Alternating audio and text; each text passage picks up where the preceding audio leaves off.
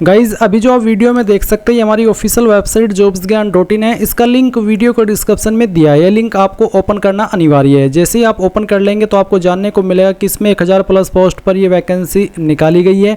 और गाइज आप लोग इसके फॉर्म 15 सितंबर 2025 से लेकर के 6 अक्टूबर 2025 तक भर पाएंगे। और मैं आपको ये भी बता दूँ कि किसी भी कैटेगरी कैंडिडेट के लिए कोई भी एप्लीकेशन फीस नहीं है। सभी कैटेगरी कैंडिडेट फ्री में अप्लाई कर पाएंगे। एंड जो इसमें आपको स्टाइपेंड मिलेगा वो आपको 13,500 रुपये से लेकर 17,500 रुपये पर मंथ मिलने वाला है। इसके अलावा एज लिमिट आपकी 18 से 28 साल के बीच रखी गई है। फिर गाइज यहाँ पर जो आपका सिलेक्शन होगा वो आपका मेरिट के आधार पर किया जाएगा, यानी कि इसमें कोई आपका एग्जाम या फिर इंटरव्यू नहीं होने वाला है। इसके बाद आप यहाँ पर देखेंगे कौन सी स्टेट के अंदर कितनी वैकेंसी है और उसका जो ऑफिशियल नोटिफिकेशन है वो भी आप डायरेक्टली यहाँ से डाउनलोड कर सकते हैं। इसके अलावा फिर आप जानेंगे कि कौन से ट्रेड पर अप्लाई करने के लिए एग्जैक्टली क्या क्वालिफिकेशन चाहिए, उसकी पूरी इन्फॉर्मेशन यहाँ पर आपको दी गई है।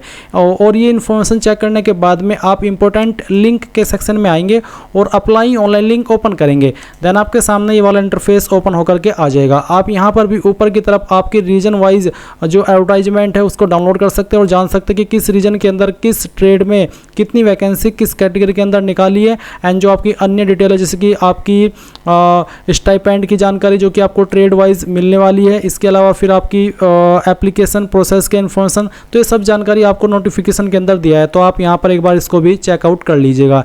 इसके बाद में आप यहाँ पर नीचे की तरफ आएंगे तो आप देखेंगे आपको बोला है कि इसमें जो आपकी इंपॉर्टेंट डेट्स है वो देखने को मिलेगी। साथ ही कहा है कि आपका स्टेप फर्स्ट ये है कि अगर आप यहाँ पर अप्लाई करने वाले हैं HR executive, CSR executive, business development executive, law executive, PR assistant, Rajbhasha assistant, library professional assistant, IT electrician, तो आपको ये जो पोर्टल यहाँ पर दिया है NAP apprenticeindia.gov.in इस वेबसाइट के ऊपर रजिस्ट्रेशन करना होगा। या फिर आप यहाँ पर अगर अप्लाई करेंगे डिग्री डिप्लोमा इन इंजीनियरिंग के माध्यम से तो आपको NATSeducation.gov.in इस पोर्टल के ऊपर रजिस्ट्रेशन करना होगा।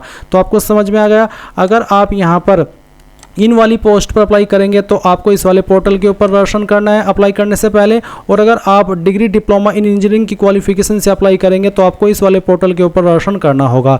अब इन पोर्टल के ऊपर रजिस्ट्रेशन करने का प्रोसेस बिल्कुल अलग है। तो उसके लिए मैं आपको सजेस्ट करना चाहूँगा कि जो वेबसाइट का लिंक मैंने आपको इस वीडियो के डिस्क्रिप्शन में दिया हुआ है, आप यहीं पर इंपॉर्टेंट लिंक के सेक्शन में अगर आपको ITI वाली पोस्ट पर अप्लाई करना है तो आप ITI अप्रेंटिस वेबसाइट ये वाली जो लिंक है ओपन करके वीडियो को वॉच करके अपना रजिस्ट्रेशन कर सकते हैं। और अगर आपको NATS की वेबसाइट के ऊपर रजिस्ट्रेशन करने का प्रोसेस जानना है तो आप ये वाला जो लिंक है वो ओपन करके वीडियो को वॉच करके अपना रजिस्ट्रेशन कर लीजिएगा। जैसे ही आपका रजिस्ट्रेशन हो जाए या फिर आपका पहले से ही रजिस्ट्रेशन हो रखा है इन पोर्टल के ऊपर तो आप यहाँ पर स्टेप 2 देख सकते हैं, apply online for apprenticeship in power grid. तो आप क्लिक हियर इसके ऊपर क्लिक करेंगे।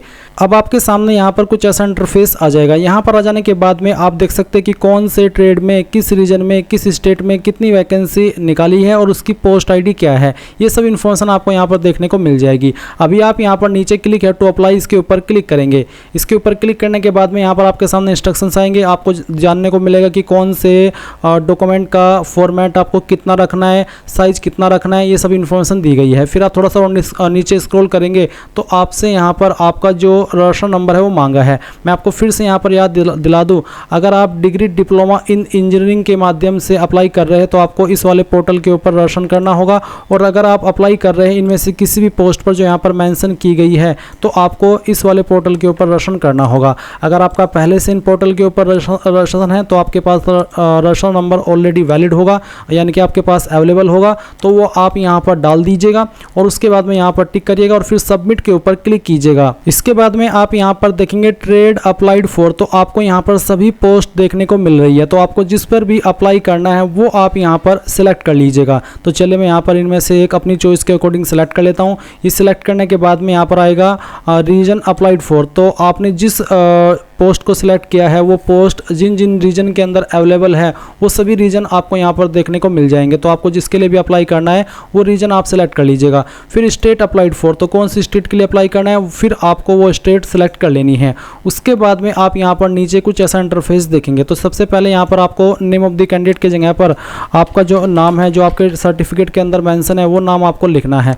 उसके बाद में आपको बताना है फादर हस्बैंड नेम, आप क्या नाम आगे देना चाहते हैं, फादर नेम या फिर हस्बैंड नेम। शादी हो चुकी है तो आप यहाँ पर जो हस्बैंड का ऑप्शन है वो सिलेक्ट करेंगे ओनली फॉर फीमेल। तो चलिए मैं यहाँ पर फादर सेलेक्ट कर लेता हूँ। अब जो भी आपने ऊपर सेलेक्ट कर लिया है फिर उसी का नंबर आपको यहाँ पर एंटर कर देना है।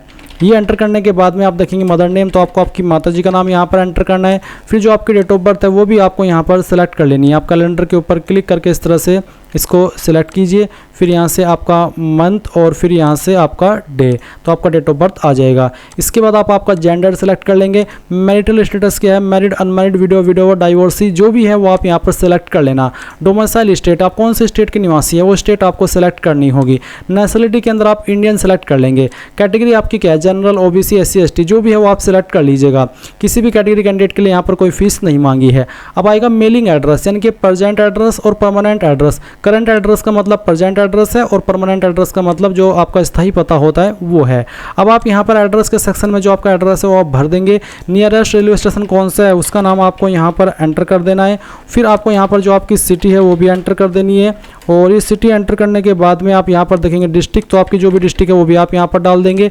स्टेट आपकी कौन सी है वो स्टेट आपको यहाँ पर सेलेक्ट करनी होगी और जो आपका पिन कोड है वो भी आपको यहाँ पर डाल देना है। अब नीचे एक लाइन देखने को मिलेगी, click here if permanent address is same as current address, यानी कि अगर आपका प्रेजेंट एड्रेस और परमानेंट एड्रेस सेम है तो आप इस लाइन के ऊपर टिक कर दीजिएगा। अगर ये एड्रेस आपके दोनों अलग अलग है तो अनटिक करके अलग से अपना परमानेंट एड्रेस इस तरफ भर देना। फिर नीचे आएगी कॉन्टैक्ट डिटेल, तो आप यहाँ पर आपका मोबाइल नंबर डालेंगे बिना 0 या फिर +91 लगाए, यानी कि सिंपल 10 डिजिट का नंबर डाल दीजिएगा। फिर अल्टरनेटिव मोबाइल नंबर, कोई आप जो सेकंड नंबर यूज करते हैं वो नंबर आप यहाँ पर डाल दीजिएगा। उसके बाद आप आपकी ईमेल आईडी यहाँ पर भरेंगे। ईमेल आईडी को दोबारा डाल करके वेरीफाई करेंगे। एक और अन्य ईमेल आईडी आप यहाँ पर अल्टरनेट ईमेल आईडी के अंदर डाल देंगे। इसके बाद है क्वालिफिकेशन डिटेल, तो क्वालिफिकेशन के सेक्शन में जो भी पोस्ट पर आप अप्लाई कर रहे हैं उस पर अप्लाई करने के लिए जो जरूरी क्वालिफिकेशन है, कंपलसरी क्वालिफिकेशन है, उसका विकल्प आपको यहाँ पर देखने को मिलेगा और वही आपको सिलेक्ट करना होगा। जैसे कि मैंने जो ITI इलेक्ट्रीशियन है वो सिलेक्ट किया तो मेरे सामने ITI का ऑप्शन आया। अगर आप डिप्लोमा डिग्री से अप्लाई करें तो आपको यहाँ पर डिप्लोमा डिग्री का ऑप्शन देखने को मिलेगा। फिर आएगा परसेंटेज ऑफ मार्क्स, कितने आपके नंबर थे, आपको पॉइंट के साथ में उसको एंटर करना होगा, यानी कि जो डेसिबल निकल के आते हैं वो भी आपको यहाँ पर भरने होंगे। फिर डिसिप्लिन आपको सिलेक्ट कर लेना है। अगर आपके नंबर CGPA के अंदर है तो फिर आप यहाँ पर आपकी CGPA भरेंगे, बट अगर आपके परसेंटेज में है तो आप इसको खाली छोड़ देंगे। फिर ये जो कोर्स है वो आपने कब ज्वाइन किया था वो कोर्स की जो डेट है वो आप यहाँ पर इस तरह से सिलेक्ट कर लीजिएगा। इसके बाद में आप यहाँ पर देखेंगे कि कब तक आपने इस कोर्स को कंप्लीट कर लिया था, तो वो आप यहाँ पर इस तरह से सिलेक्ट कर लीजिए। फिर आप यहाँ पर देखेंगे रिजल्ट डिक्लेरेशन डेट या फिर date of passing final exam, तो जैसे कि यहाँ पर बोला है कि result declaration date of passing final exam should be within 24 month from 6 October 2025, यानी कि 6 अक्टूबर 2025 से ये जो आपका रिजल्ट पासिंग डेट है वो आपका 24 मंथ के अंदर ही रहना चाहिए। तो जब आपने इसको पास कर लिया था या फिर आपका जो रिजल्ट डिक्लेयर हुआ था वो कब हुआ था वो आप यहाँ पर सिलेक्ट कर लीजिए, जैसे कि मैं आपको यहाँ पर सिलेक्ट करके दिखा रहा हूँ। ये करने के बाद में आप यहाँ पर देखेंगे mode of course, full time, part time या डिस्टेंस। अगर आपने रेगुलर किया तो आप फुल टाइम सेलेक्ट कर लीजिएगा। डिवीज़न आपकी क्या आती है, जिनके 60+ % होते हैं वो फर्स्ट डिवीज़न के अंदर आते हैं, जिनके 45 से लेकर के 59 के बीच में होते हैं वो सेकंड डिवीज़न, और जिनके 33 से लेकर के 45 के बीच में रहते हैं वो थर्ड डिवीज़न या फिर जो पास क्लास है उसके अंदर आते हैं। तो चलिए मैं फर्स्ट डिवीज़न है, मैं इसको सेलेक्ट कर लेता हूँ। अब आती है यूनिवर्सिटी या फिर कह लीजिए इंस्टीट्यूट, तो आपने किस यूनिवर्सिटी से किया, आपको बोला कि please write complete university name, do not use short form, तो आपको आपकी यूनिवर्सिटी का नाम यहाँ पर डालना है। और उसके बाद इंस्टीट्यूट, तो आपको यहाँ पर इंस्टीट्यूट का नाम डालना है। अगर आपकी यूनिवर्सिटी और इंस्टीट्यूट एक ही है तो आप यहाँ पर दोनों में सेम नाम डाल सकते हैं, क्योंकि जो यूनिवर्सिटी नेम है और जो आपका इंस्टीट्यूट नेम है ये मेनली डिग्री डिप्लोमा पर अप्लाई होता है, क्योंकि उसकी यूनिवर्सिटी अलग होती है और डिग्री कॉलेज अलग होता है, तो उनके लिए है। अगर आपने ITI की है और आपकी यूनिवर्सिटी उसमें एप्लीकेबल नहीं हो रही है, लागू नहीं हो रही है, तो आप दोनों में सेम चीज़ भर सकते हैं। फिर आएगी बैंक डिटेल। अब आपको अकाउंट होल्डर नेम के अंदर किस नाम पर बैंक अकाउंट है वो लिख देना है यहाँ पर, और उसके बाद में बैंक नेम डालना है कि कौन सा बैंक है, ब्रांच नेम कहाँ पर वो बैंक स्थित है उस ब्रांच का नाम आपको लिखना है, कौन सी सिटी के अंदर है वो आप यहाँ पर सिटी लिख देंगे, अकाउंट नंबर डालेंगे और IFSC कोड भी डाल देंगे। ये जो इन्फॉर्मेशन है आपको आपकी चेकबुक और पासबुक के ऊपर देखने को मिल जाएगी। इसके बाद आप यहाँ पर सभी जानकारी चेक करते हुए कंटिन्यू के ऊपर क्लिक करेंगे। अब आपके सामने यहाँ पर photo, signature and document upload का सेक्शन आ चुका है। जो भी डॉक्यूमेंट आपको अपलोड करना है उसका जो फॉर्मेट कितना रखना है वो भी आपको बताया है और साइज़ कितना रखना है वो भी आपको बताया है। फोटो का साइज़ 50 KB से कम और फॉर्मेट JPG का होना चाहिए। तो आप चूज फाइल के ऊपर क्लिक करेंगे और जहाँ पर भी आपकी फ़ोटो फाइल है वो आपको सेलेक्ट करनी है। जैसे कि मैं फाइल सेलेक्ट करता हूँ, ओपन करता हूँ, फिर अपलोड फोटो के ऊपर क्लिक करता हूँ तो आपका फोटो यहाँ पर इस तरह से आ जाएगा। अब आपको यहाँ पर जो आपका सिग्नेचर है, सिग्नेचर की फाइल सेलेक्ट कर लेनी है, ओपन करना है, फिर अपलोड सिग्नेचर के ऊपर क्लिक करना है। इसके बाद आप 10th का सर्टिफिकेट अपलोड करेंगे। इसका साइज 1 MB से कम और फॉर्मेट PDF का रखा है। अब अगर आपका 10th का सर्टिफिकेट इमेज फॉर्मेट में है तो आप उसको PDF में कैसे बनाएंगे वो जान लीजिए। तो आपको गूगल के अंदर आना है और सर्च करना है इमेज टू PDF।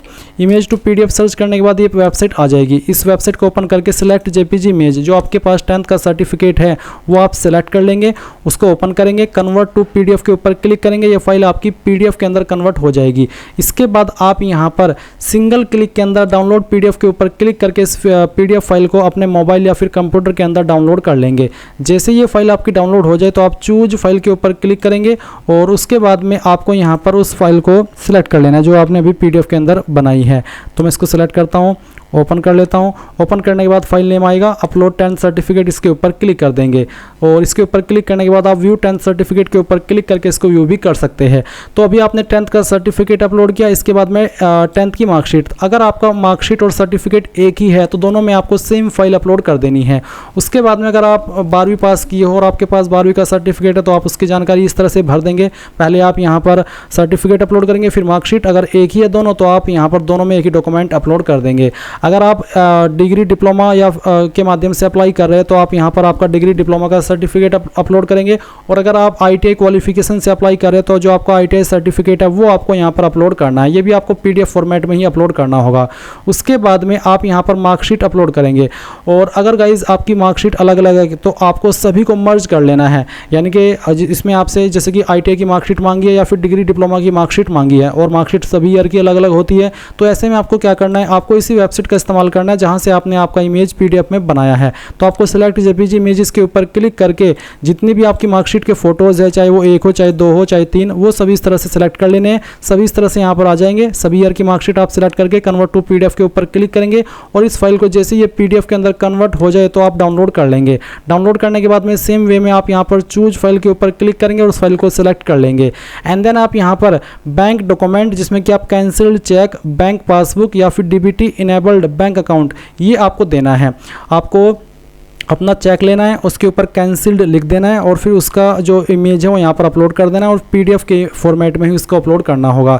या फिर जो आपकी बैंक की पासबुक होती है फ्रंट पेज से जहाँ पर आपकी इन्फॉर्मेशन लिखी हुई होती है वो इमेज आपको PDF में बना करके अपलोड करना होगा। अगर आप SC ST OBC है तो आप कास्ट सर्टिफिकेट यहाँ पर अपलोड करेंगे। अगर आपके पास कोई अन्य सर्टिफिकेट है तो आप अदर सर्टिफिकेट का सेक्शन में उसको अपलोड कर देंगे। फिर आप यहाँ पर टिक करेंगे और सबमिट एप्लीकेशन के ऊपर क्लिक करेंगे। अब गाइज आप यहाँ पर देख सकते हैं your application has been successfully registered. आपको आपकी रजिस्ट्रेशन ID भी मिल चुकी है और अभी आप यहाँ पर देख सकते हैं क्लिक है टू डाउनलोड योर एप्लीकेशन। आप इसके ऊपर क्लिक करेंगे, आपके सामने आपके फॉर्म का प्रिंट आ जाएगा। आप यहाँ पर प्रिंट रिज्यूमे इसके ऊपर क्लिक करेंगे, सेव के ऊपर क्लिक करेंगे और इसको PDF के रूप में सेव कर लेंगे और बाद में आप इसको प्रिंट करा लीजिएगा। तो गाइज इस तरह से आप लोग PGCIL apprentice new vacancy 2025 apply online process कर पाएंगे। आई होप ये प्रोसेस आपको पसंद आया होगा। कोई सवाल डाउट रह गया हो तो कमेंट के माध्यम से पूछ लेना। Thanks for watching. जय हिंद।